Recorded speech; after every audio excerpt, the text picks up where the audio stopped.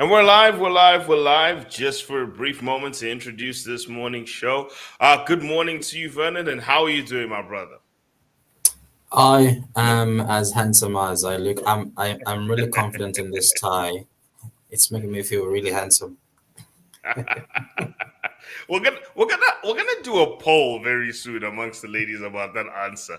Whether it does make you look handsome, and we say ladies on purpose in this country because handsome is we're not yet allowing men to judge us. In fact, we're not allowing men to judge us on whether we are handsome or not, regardless of what international powers want us to think. However, Vernon, Absolutely. yes, it is one of those days. It's a good day today. Today we shall be going through our market roundup. Then we'll be going into a deep dive. President Harris made some sticky comments in Ghana, which are circulating and bringing questions as to what the topics of discussion are going to be when she comes here. We're going to go through that, and then China has released its green loans for its green it has released data on its latest green loans in terms of how much it's been issuing for that. We'll deep dive into that. And then before we go into any of those, we'll be going into CEC's new jump up. It has now hit a new record zone and is the biggest stock, domestically listed stock in Zambia.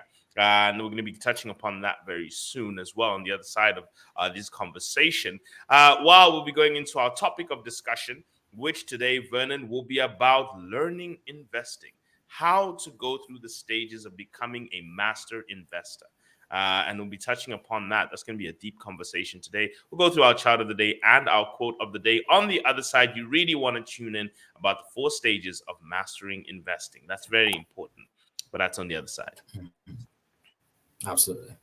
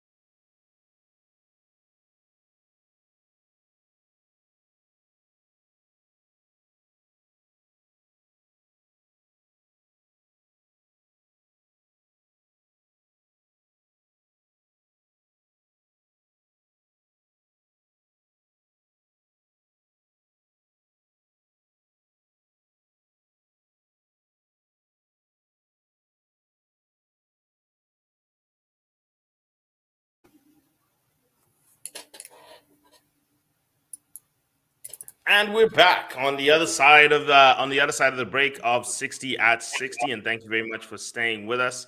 For everyone, as we said, give us where you're joining us from. To all of our people who are joining us, give us a shout. Tell us where you're joining us from, and we are thankful to you to take this journey with us. Now, Vernon, we are going to touch straight into the markets and how they're doing this morning.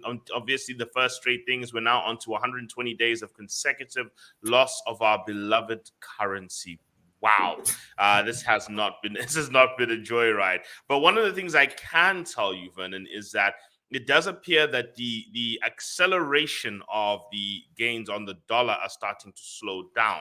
So meaning the growth of the dollar is not stopping, but it's starting to slow down. It's gone down to about 0.27%. I remember it was moving at about 0.56% recently. So we are seeing a much slower movement, but we are on 120 days of consecutive loss of the currency.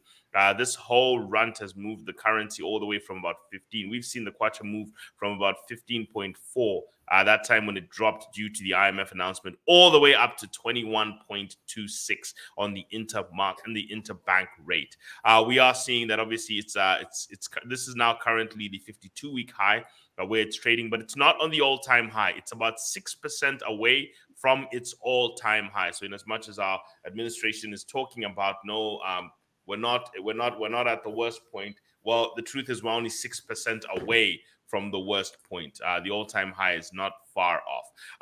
Whenever we're also looking at how the trajectory, we're probably looking around this month of ending the currency somewhere around 21.12. We were supposed to end this month at 20.84. So it shows you how much acceleration has moved into the kwacha.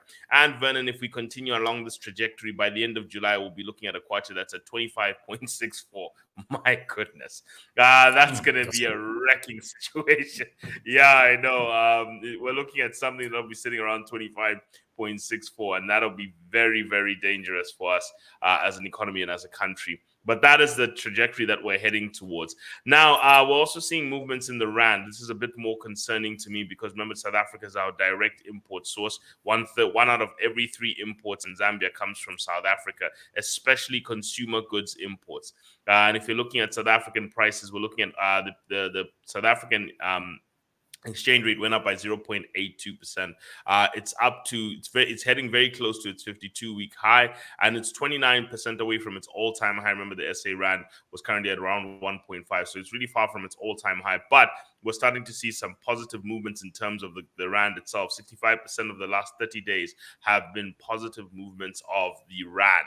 100% of the last 30 days. Now, this is different from the last time when we're only saying only about 30% of the days were positive movements. So in other words, we're actually seeing a Rand that is starting to rally against the kwacha, bringing in some potential threats into the economy. Yesterday we saw big news on the stock market. It moved positively to about 5.27%, the biggest move upwards in the stock market, actually moving it into positive territory for the quarter, but we'll be talking about that very soon. Bond market still moving at about 0.6%.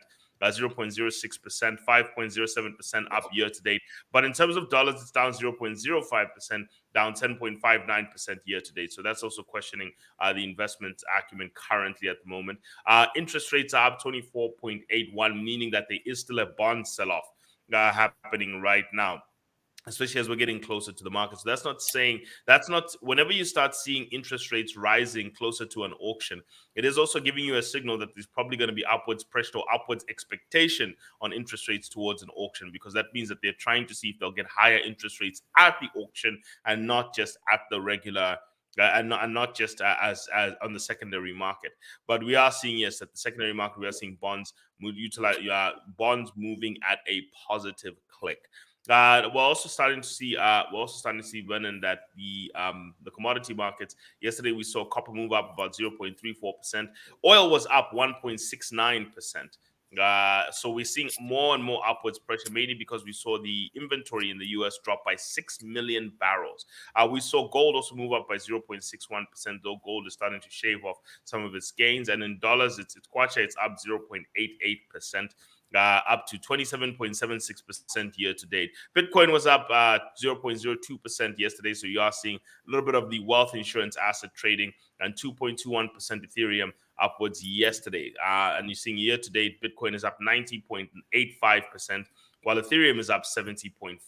So across the board, we are seeing a lot of commodities. The defensive assets are still doing quite well. But yesterday, we did have a very strong stock market rally. Year to date, I will be going through that information in our chart of the day in terms of where our assets are sitting. But in terms of mega news that's actually hitting the cycle, in terms of bigger stories. In inflation news, we've seen that U.S. inventories of oil have declined 6 million barrels, putting upward pressure on the oil price. Now that might affect us in the months going forward, especially because oil has behaved of late. So we're trying to see if maybe the structural changes that we were hoping for as a country will start to play out. But oil maybe might start to actually see a bit of downward pressure. But we're starting to see oil prices pushing upwards in terms of the pressure starting to move upwards, and therefore we've moved from a potential decline to a slight hike. So we're probably going to see oil prices stay the same, if not decline slightly because of the earlier read.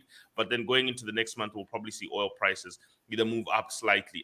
But currently, as it stands, oil is neutral at this price of 28.55, unless there's major structural changes in the oil supply chain. I know we're talking about trying to bring diesel in, and that may affect things. Okay, so that might be possible to try and help the outcome. So mainly on the market, then we are seeing some positive news in terms of oil. Now going into the rest of the stories, interest rates are declining across various areas. UK interest rates are declining on the 2-year spectrum. German 2-year interest rates are declining. 5-year interest rates in the US are declining. So follow along with the Asian stocks, US dollars, and gold prices are all confirming that fears of the banking sector are starting to get allayed. And we'll be talking later about China's green loans now surpassing $3.2 trillion, making up 10% of all loans in the country. US housing prices and industrial news have shown US housing prices growth decline year on year, but do recover on a month-on-month basis. Chinese industrial profits also start to slump. However, Hong Kong housing prices have risen for a second consecutive month. So there is a little bit of a light in the glimmer there. And in terms of the growth of the global economy, following rising German business confidence, we've also seen Italian business confidence also doing quite well. US consumer confidence has started to rise in light of also EU business confidence bouncing back. However, sadly, in the Asian economy, Vietnam, who's one of the bellwethers of export, has experienced an economic slowdown of 3.2% from the previous quarter of 5.92%, based on the fact that there has been weaker export from weaker global demand. So you are seeing signals of weaker global demand, still very fragile industrial growth. Interest rates are starting to come down, though inflation pressure only in the energy sector. The rest of the supply chain inflation pressure is not as strong as it was. And that, Vernon, is our rise up on how the markets have been doing today. Now, let's get into our deep dive. Our first deep dive today, there are going to be about 3 of them today, but our first deep dive is just a slight one to go into the biggest mover of yesterday, or possibly as the big rapper Mr. Rose used to say, the biggest boss that we've seen thus far. CEC PLC shares jumped 25% to an all-time high of 5 kwacha on a foreign-based trade of 50 million shares traded, which has pushed the market capitalization up to a record level of 8.13 billion.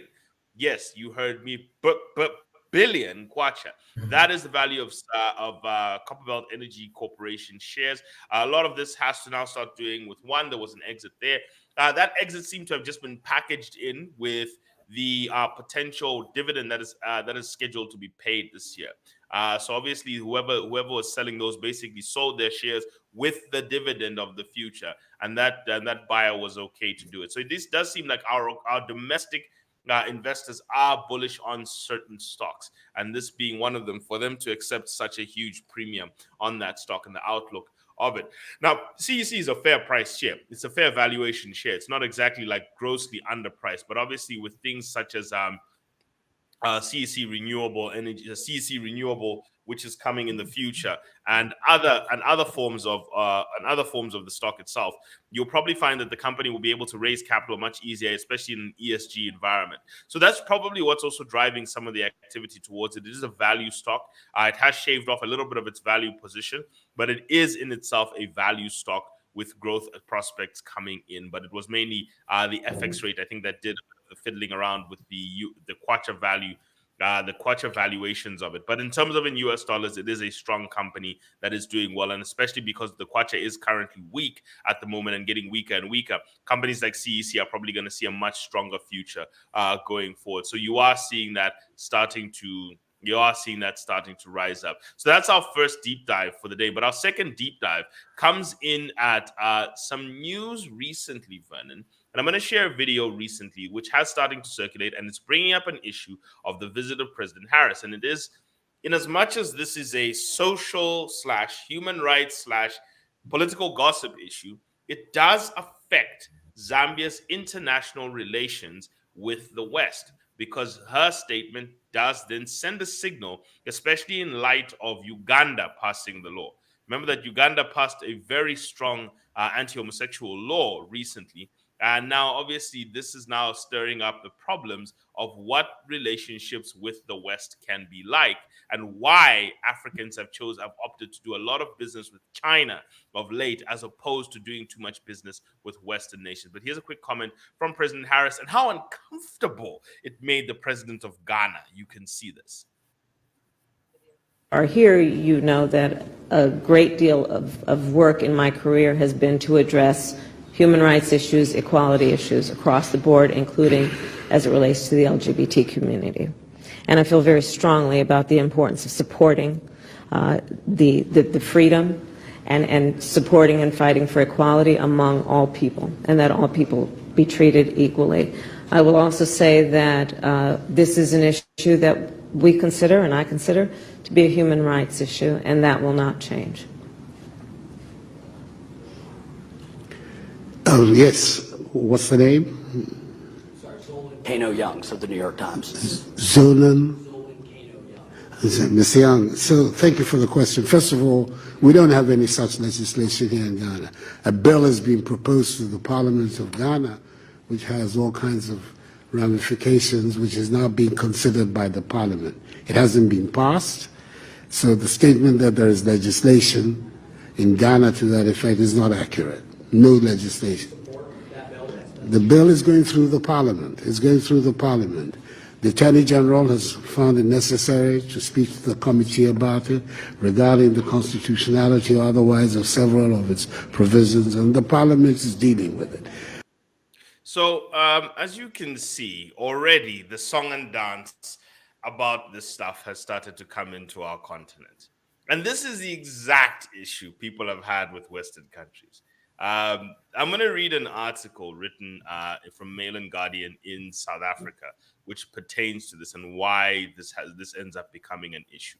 And I'm going to just start from the middle. This is about President Harris's visit to Zambia and what it may speak to. Now, they did speak about.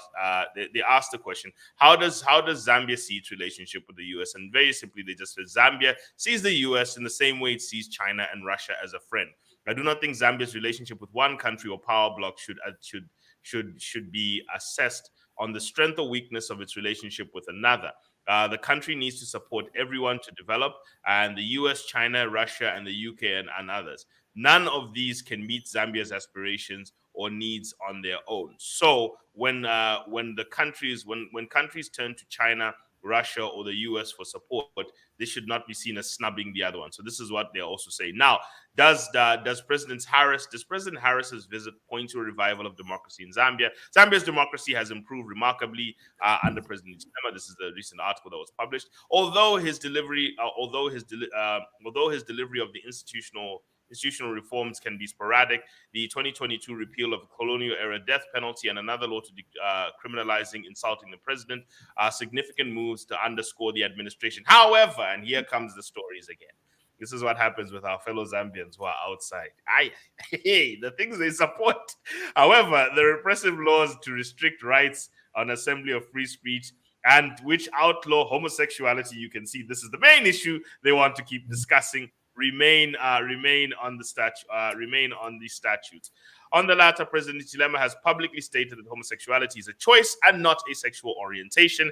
A view that is, and this is what the writer says, at best ignorant and rooted in colonial beliefs of what people may choose to do with their lives. Why should anyone choose to be this, and that, whatever? So that is what they say. Now, the lurking issue of LGBT rights. Let's go into what they're saying. Zambia's political opposition has warned us not to raise the issue of LGBT rights. Has warned us not to raise the issue of LGBT rights and the minorities of the country. And this is a sensitive subject that divides the opinions of Zambians. one whose cause has not been helped by the West's patronizing attitude when discussing the matter with African leaders. In the recent years, Western governments have been seeking to change anti-LGBT laws in Africa by attaching aid and budgetary support, and this is the important part, to a country's willingness to decriminalize such laws, in my view, because this approach will not only fail to yield the desired results, but it's actually counterproductive, because this has overtones of imperial design. What it is designed to encourage in each country may have difficulty conversation. What is needed is to encourage each country to have the difficult conversations on the matter, and whatever consensus emerges from the internal discussions and contradictions is owned by the product of the local rather than the external dynamics. After all, it is not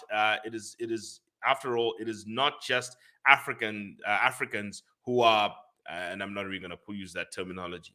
Now, effectively what the writer is trying to say in this story, or in this article, which we did just write, and this is an article talking about President Harris's trip as U.S. Vice President arrives in Zambia. What lies ahead? This was the main issue. Okay, this unfortunately was the main issue that the article sought to talk about. And unfortunately, whenever you have Americans coming into Zambia, this becomes the main issue. Now, there are some thorny issues when it comes to this, that our nation has made a stance that, you know what, people, this is not our way to go. However, recent meetings in government have just had the issue of the human rights bill being brought up for repeal and replacement. Now, that is for other purposes. It is not for the introduction of LGBT rights. However, when you have President Harris skulking around our continent, going around saying things like this and trying to bring those strong overtones of we are going for this is a human rights issue, this is where we stand, and knowing that Western countries have a tendency of tying the issue of homosexuality with economic support and economic cooperation, that drives Zambia into the conversation of should we be doing business with them. And this is where I'm going to bring in just a quick other part of our deep dive, and this is just a reminder to the Western nations of exactly what has happened when they have chosen this route. Now, when they've chosen this route, and hopefully this is something that will show very well, sorry about that to all, but effectively, this is the history of trade between Africa. This is the history of trade between Africa and China. And if you can notice that America's trade with Africa used to be $39 billion. Now it's $64 billion as of 2021. This was over the last 20 years. What have you seen from China? China has moved from $10 billion, only a third to a quarter of what America was doing, now to $254 billion worth of trade with Africa. Why has this happened over the last 20 years? Very simply put, Africans are tired of being told stuff. Okay, they're tired of all these wonky conditions being brought into trade and economic activity to the point where they've just gone to the Chinese, who have opted to not bring this up. Okay, the Chinese just do business with Africa. That's what they do. They don't ask for anything specific. They just do business. Do they take up resources? Yes. Do they take ownership of resources? Yes. But they don't ask you to change who you are. And that is what Africans have been comfortable with. And that is the reason why Africa has gone 10 billion to 240 billion in trade with China over the last 20 years, because unfortunately the West had no opposition to its moral standings that it was trying to push into Africa. And therefore, at that point, we were taking in a lot of their legal, they were trying to press their laws a lot. And I think where they crossed the line a lot was what they did with Malawi, where they forced them to make a change on threat of aid being removed. And when they did that, it actually woke a lot of African countries up to trying to diversify their trade base and their economic relationships. And as a result, we saw the rise of China. And this is a reality that's coming across from the rest of the world. So if we do want to wake up to this, it may not be a great idea, especially since we are talking about trying to secure minerals for the electric vehicle industry. Zambia and DRC are a very strong base for the Western world to try and secure minerals for the electric vehicle industry, specifically the cobalt that they need for their batteries. Because the US is trying to use cobalt or manganese-based batteries and less lithium. So Zimbabwe may not be part of their main concerns, but cobalt, because of DRC and Zambia, may become very strategically important. So they have to make the choice. Do they want to lag in the EV race because they want to bring up this issue to countries who they need? They've successfully sidestepped the homosexuality issue when dealing with the Middle East, by the way. When dealing with Middle East and dealing with oil policy, they have successfully sidestepped this issue when oil comes into the fold. But we just have to make sure that, do we make our stance correct and say, look, we have our laws, you have your laws, you get to live the way you want, you please respect the way we do. And that's pretty much what the Middle East does. Now, the only problem, and I'm going to just also add to this article, is that when you see the rise of this issue in the US, America only really decriminalized it, or at least legalized the marriage of that, when it became popular amongst society, when society deemed it popular. Yes, with their human rights bill and their civil rights bill in the 1960s, they did pass it, but it already had some semblance of popularity then. Now, for the marriage equality that they've been pushing at, for them, when they use the word marriage equality, that's their language, that's based on their popularity. The problem with Africa is they impose it on Africa, utilizing such strenuous things like aid and so forth. So my statement, I think, is this: at a time when the president is trying to do human rights reforms for other issues, it may be wise for the Vice President of America to avoid such conversations in public, because those are the things that may harm the economic progress that the current administration probably wants to make. And if they back the current administration the way they have, and should they want to see the current administration continue, it may not be wise to entertain such discussions here, especially at a time when the Human Rights Bill is being discussed. Because then it looks like there's an infiltration of Western influence, specifically in the repealing and replacing of the Human Rights Bill. That's what it starts to look like. And then it starts to become political fodder. And then you got a president who's now on the defensive about stuff instead of being on the offensive about economics. And therefore, the country doesn't progress because we're on a back and forth about an issue which barely affects the large swaths of the country who are trying to combat poverty and starvation more importantly than they're trying to deal with the equality of proclivities, okay, personal proclivities. That is where these issues now start to become problematic. And as a result, you may find that Zambia now is forced to start doing more and more business. And this issue, tied with America's EV tax credits law, these two issues will probably drive Zambia and probably DRC to start doing more and more business east than west. And it'll be counterproductive to them. They're coming into Africa to try and stem the influence of China and Russia in Africa. But by bringing this issue up, they're actually driving Africa further and further to supporting China and Russia.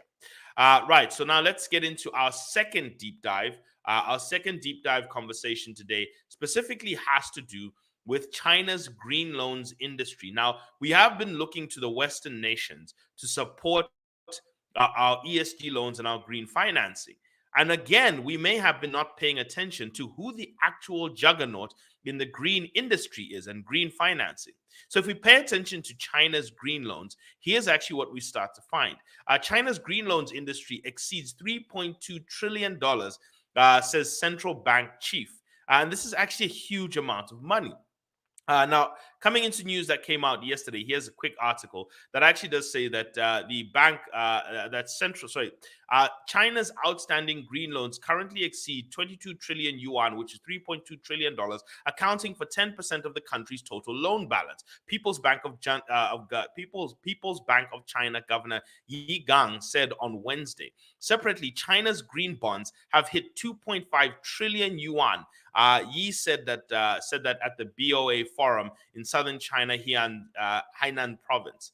Achieving carbon neutrality requires a carrot and stick, Yi said, adding that the central bank's incentive mechanisms, which provide commercial banks with loans with interest rates as low as 1.75%, could equate to the carrot. To support carbon emission reduction, the central bank has lent more than 300 billion yuan via re-lending tools, which has helped the banks to make 600 billion yuan in loans to green projects. The central bank said in January it would keep the relending tool open until the end of 2024. Zhao Shexin, the deputy director of the National Development of the Reform Commission, told the same to China, creating policies to promote green and low carbon development. China aims to be at the peak of its carbon dioxide emission by 2030, achieving carbon neutrality by 2060. That is where the big conversations now come in terms of green loans. So we have asked this question of our central bank before about trying to look at how green financing can actually affect how laws for green financing can actually help and what policies and tools. And you can see China's government has actually issued a re-lending tool specifically with interest rates as low as 1.75% to support banks being able to lend to green projects. Now, this is some of the things that we possibly could be talking about in our central bank policy to try and help with green financing and green business loans, and also to create a much more incentivized structure. So whenever we've asked our central bank, they've kind of skirted this issue with the talks of frameworks and tools and discussions, when you can see a proactive approach that has actually taken China to $3.2 billion worth of green loans. In other words, environmental sustainability loans and green projects. Now, if we're looking at trying to finance green loans, we often look at the U.S. when it comes to the green bonds industry or the global green bonds industry, but we rarely pay attention to China and its impact on the global green bonds industry. And we may need to start looking that we may not have to rush to America alone for green bonds financing when you have China who's actually available for green bonds financing. And someone, one question has come out here. Kunda said, in terms of green loans, how can someone tell carbon offset in the country? Well, it's not exactly about assessing carbon offset, though there are metrology changes that are being done to help track it. Okay, there are tracking tools that were supposed to be made, and they've actually been in Zambia since about 2010. There have been carbon tracking tools that have been sitting in Zambia since about 2010. The framework has just not been there to support them. But whenever you're talking about green bonds, green bond issuance by countries, you are actually seeing that China is one of the leading nations in terms of green bond issuance by country. You're actually seeing that China is one of the leading issuers of green bonds, right behind the US. As of 2021, we actually had Chinese issuance of green bonds in US dollars amounting to about $20 billion, while US had issued about $50 billion. And we also saw that issuance not related to climate bonds by definition, China was actually sitting at about $40 billion. So when you put it all together, China is actually on the heels. Obviously, the second nation with green issuance is Germany, then France, then China, if you're looking at strict guidelines of what green issuance is. So when we're looking at ESG financing, we may also not only have to look west. We can actually start to see that there is a lot of momentum coming around when you're looking at green financing and you're looking east. Okay, just to show you that, in fact, just to share this position with you, just to see where China does stand in all of this. One can only look at just a quick share here of where the global economies are when it comes to green bond issuance. And if you look very carefully right here, you can see where each nation stands when it comes to green bond issuance. Right here, you can see that America being number one. This is as of 2021. America being number one. Issuance that are aligned with climate bonds by green definition and issuance that are not aligned with climate bonds by green definition. You can see that America is close to $50 billion or just about $50 billion.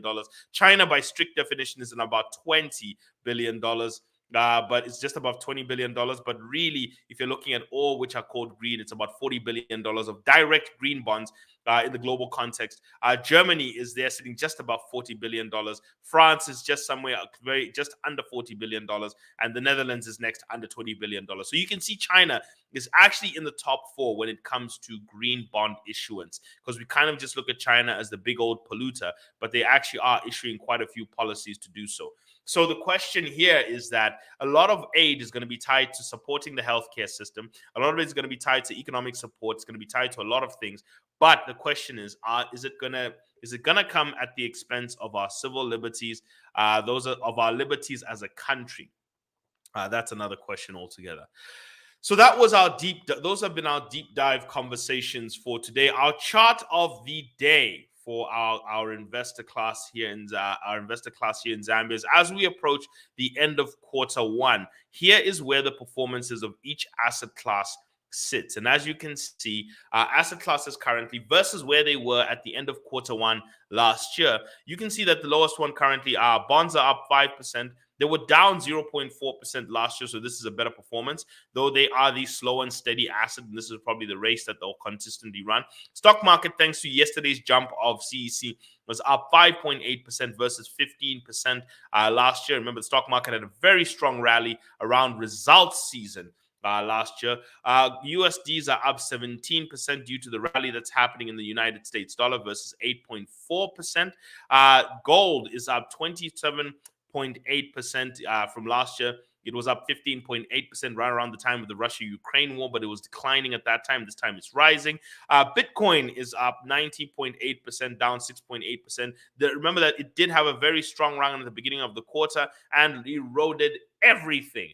And it even went into the negative, and Ethereum is up 70.4% year to date, and it was down 3.3% where it was last year. This is our chart showing the end of quarter performance of the different asset classes. Now, as impressive as the cryptocurrencies and gold have been this year, remember that USD, gold, Bitcoin, and Ether are extremely volatile assets. Okay, we must remember these are extremely volatile assets that can actually lead to an issue when it comes to these are extremely volatile assets which can actually lead to which if you overstock your portfolio in them, you can expose yourself to quite a lot of losses, because when they downturn rapidly.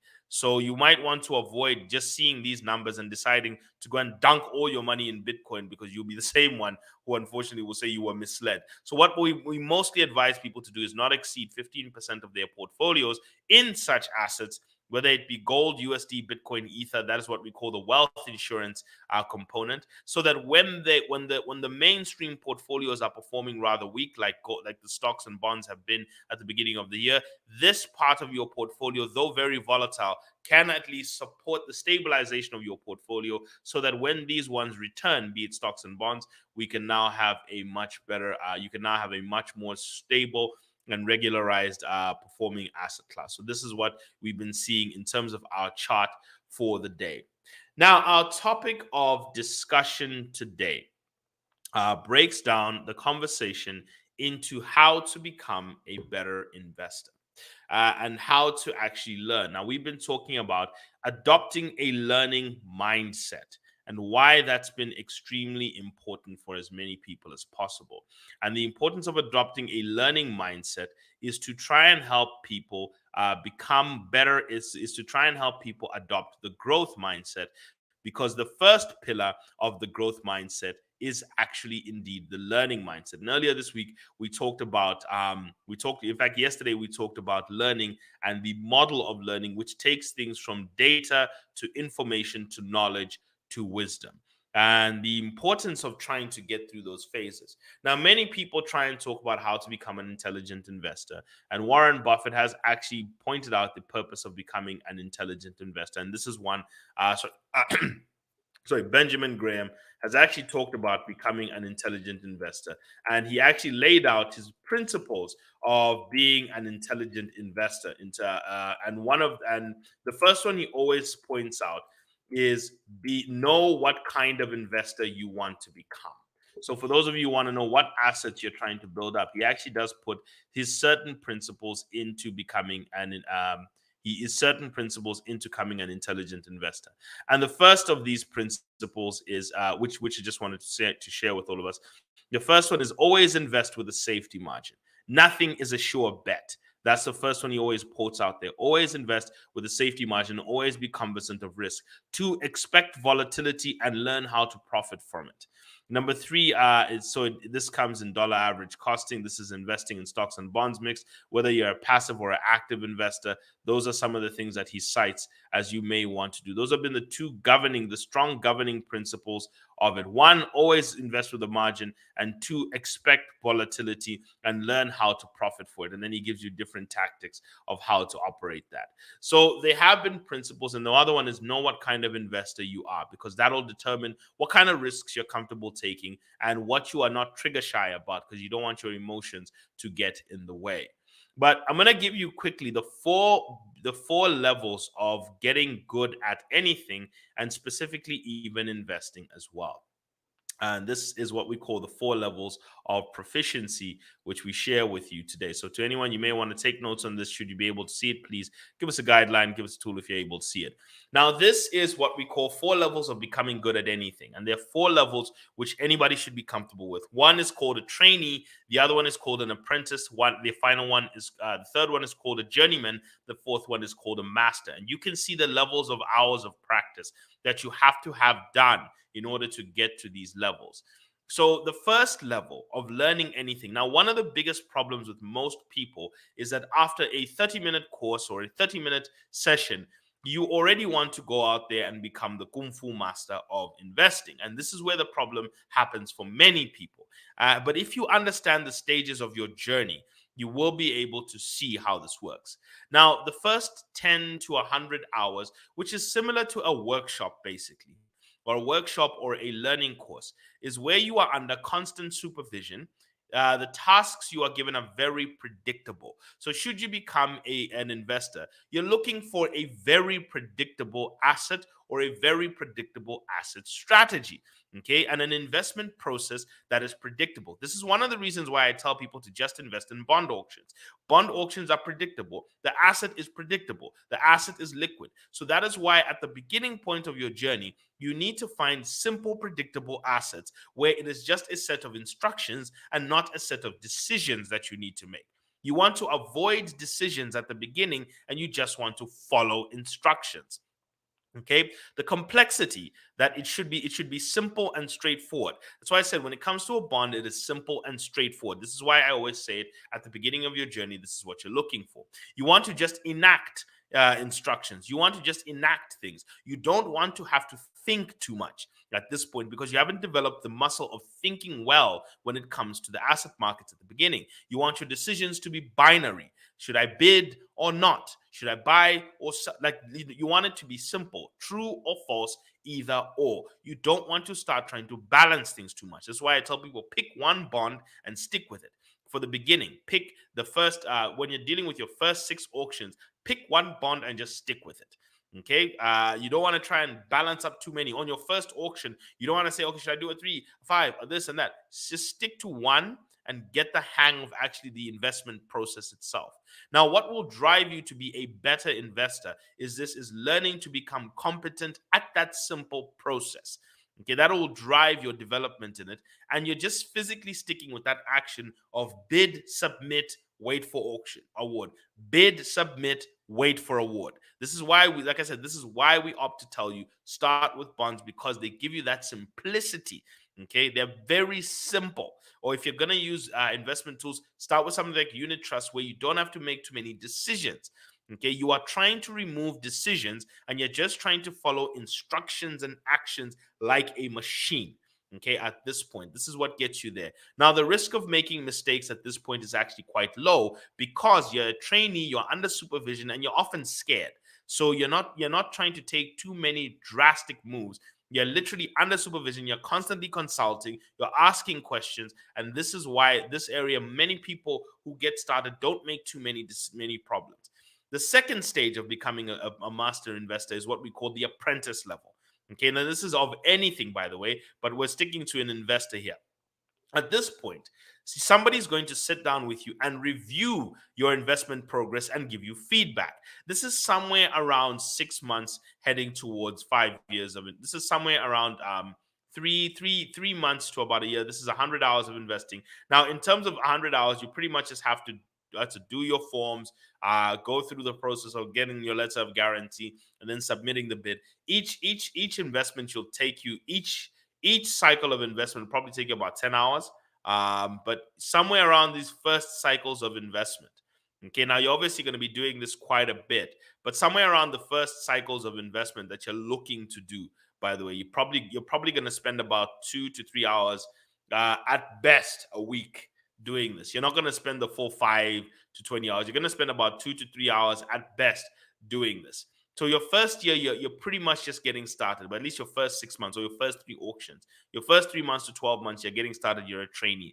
Your next set of time that you're looking for, you're what I call the apprentice, where somebody can be looking at you. At this point, it's advisable to be sitting under an advisor, okay, or somebody who's coaching you through it, because now you're coachable. At this point, you were instructed, now you're coachable. So there's certain things you can start to see. You're dealing with slightly predictable assets. Maybe now you can sit with bond unit trusts or fixed income unit trusts, and you can have a collective of bonds. Maybe you can try and experiment a little bit in that space. And you're now following more procedures than you're following instructions, because the procedures are now similar across many other things.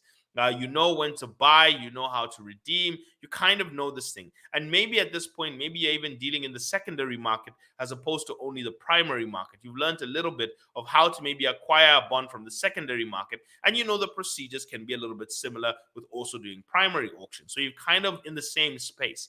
Things are complicated a little bit, but they're controllable. You kind of know how to control them. You know, you can say that, okay, if bond prices are declining, I'll just hold on to my bonds until they mature instead of trying to trade in and out of them. At this point, you're also trying to learn how to evaluate. So you've applied a lot of what you've enacted, and now you're trying to evaluate. You're building up a personal theory. You're trying to improve yourself. A few of the variables you're looking at, it's no longer yes or no, left or right. You're assessing a few more variables in the market, because you're now trying to tailor your portfolio to your needs. And the thing that is going to help you here is improving your skills. This is why I tell people, after you've done about 3 or 4 auctions, you want to get into a program of continuous development. Join a community of investors. Read books together. Be collective as one. And that'll kind of help you drive an agenda of improving whenever you're doing this. So this is just pillar 2. That we're driving out here for how to become a better investor. The final part you're also trying to look at when you're looking at how to become a better investor. So your final part you're looking at of how to become a better investor is also, at this point, you're trying to learn how to calculate and analyze changes. So at this point, you're trying to see what has been the percentage change in my portfolio. How has it been doing? What's the returns on investment? You're now trying to optimize this stuff. And you're trying to now work with a system. So you're not just a machine anymore. You're trying to learn a system. At this point, I must warn you, this is where you're likely to make some of the very bad mistakes in your portfolio. This is where you can make some really bad mistakes. The next one you have to start looking at is how to become a journeyman. That was the 3rd level. Now, a journeyman is somebody now who's been investing for some years now. They're not just in their first year or their second year. Now they've done about 3 years, and they're heading towards 5 years of full-blooded investing. In fact, 5 to 10 years of full-blooded investing. This is what you call a journeyman. Now they are dealing with oversight. There's somebody who's coming in every 6 months or every year to look at their portfolio and to give them some guidance.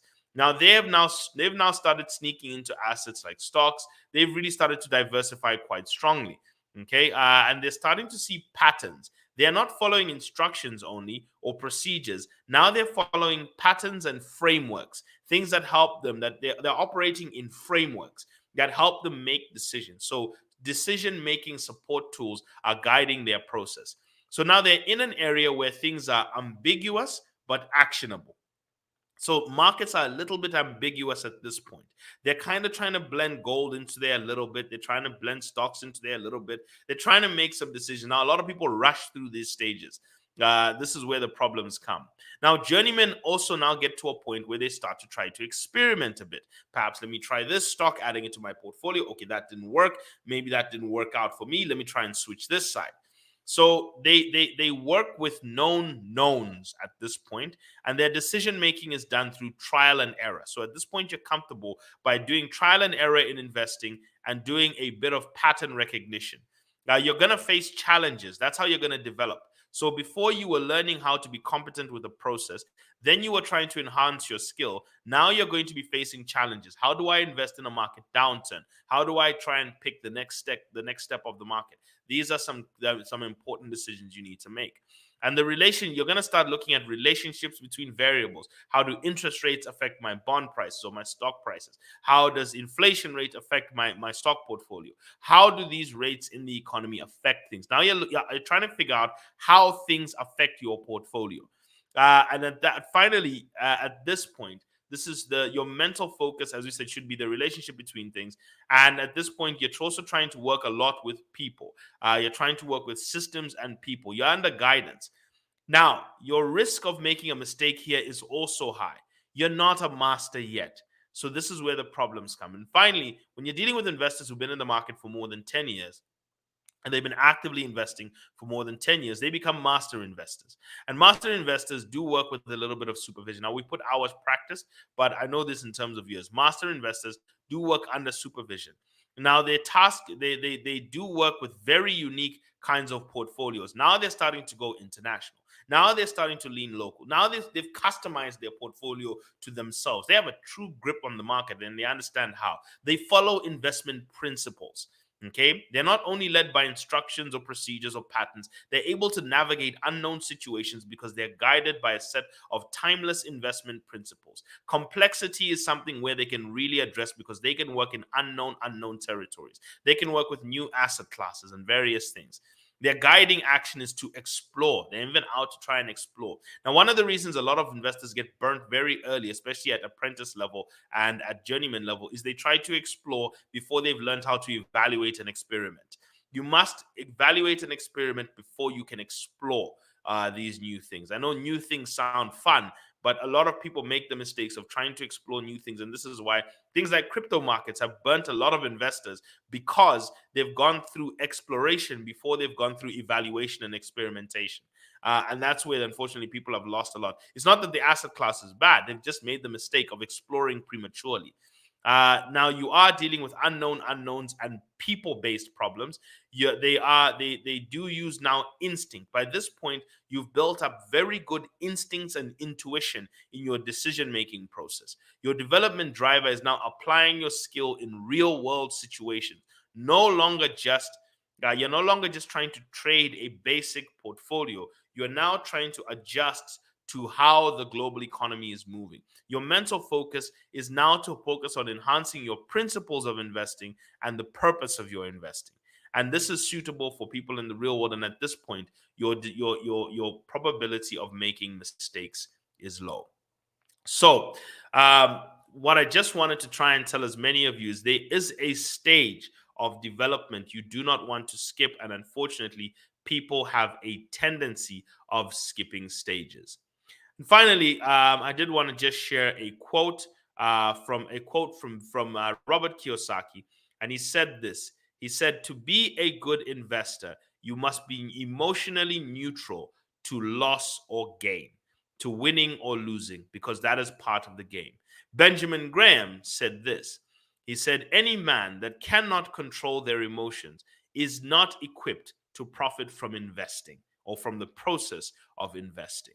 So one of the things you must not have whenever you're trying to be a good investor is you need to be cold and emotionless in your investing process. You must be cold and emotionless. And this is a quick talk from a movie called Heat. It's a 1-minute clip that I will share with everyone. This is quickly from a movie called Heat, starring Robert De Niro and Al Pacino, where he talked about not being emotionally attached to things, and that helps you make moves. And this is maybe a quote you want to try and stick to. This is Robert De Niro from Heat. I used to say you want to be making moves on the street, have no attachments, allow nothing to be in your life that you cannot walk out on in 30 seconds flat if you spot the heat around the corner. Remember that? Guy told me one time, don't let yourself get attached to anything you are not willing to walk out on in 30 seconds flat if you feel the heat around the corner. So very simply put, whenever you're trying to work in the world of money and investments, don't get attached to things.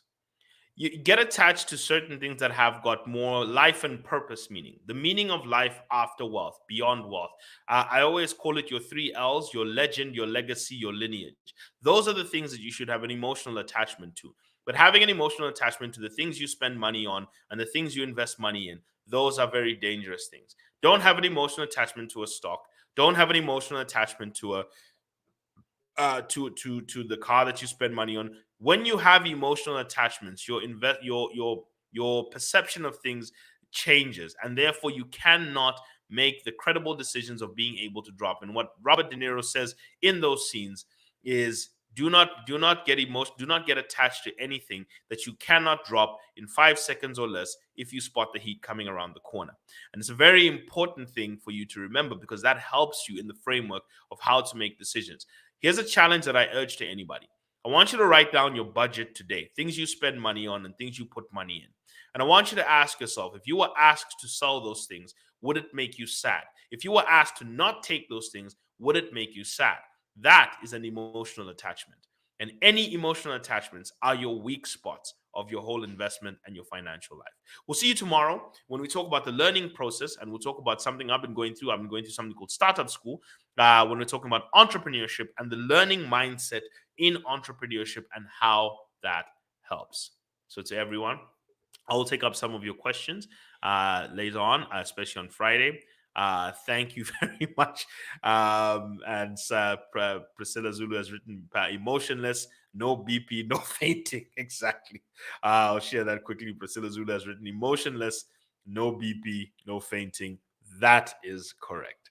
So everyone have a wonderful day and God bless.